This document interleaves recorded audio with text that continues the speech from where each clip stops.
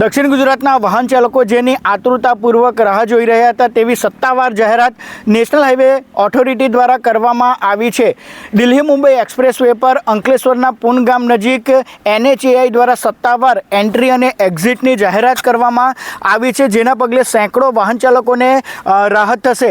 પૂન ગામ નજીક એન્ટ્રી અને એક્ઝિટ આપવામાં આવતા વડોદરાથી સુરત તરફ જે જતા વાહન ચાલકો છે તે અંકલેશ્વરના જે પૂન ગામ છે તો ત્યાં ઉતરી શકશે। એવી જ રીતે સુરતથી વડોદરા તરફ જે જતા વાહનો છે તેઓ પૂનગામ નજીક જે એન્ટ્રી બનાવવામાં આવી છે તો તેનો ઉપયોગ કરી અને ત્યારબાદ વડોદરા તરફ જવા માટે એક્સપ્રેસ હાઈવેનો ઉપયોગ કરી શકશે।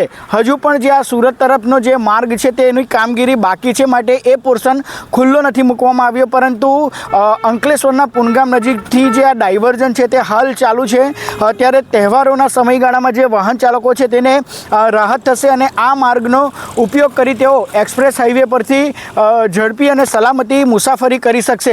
ભરૂચ અને અંકલેશ્વર શહેરમાં જે ટ્રાફિક જામની રોજિંદી પરિસ્થિતિ સર્જાતી હતી તેના પર આ જે નિર્ણય છે તેનાથી જે છે તે મહદ અંશે કાબૂ આવશે। ત્યારે સ્થાનિક ધારાસભ્ય અને અનેક નેતાઓની રજૂઆતના પગલે national highway authority of India દ્વારા મહત્ત્વપૂર્ણ નિર્ણય લેવામાં આવ્યો છે।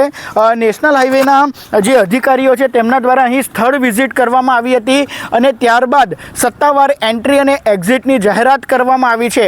આ જાહેરાતથી અનેક વાહન ચાલકોને ફાયદો થશે। જય વ્યાસ, કનેક્ટ ગુજરાત, અંકલેશ્વર।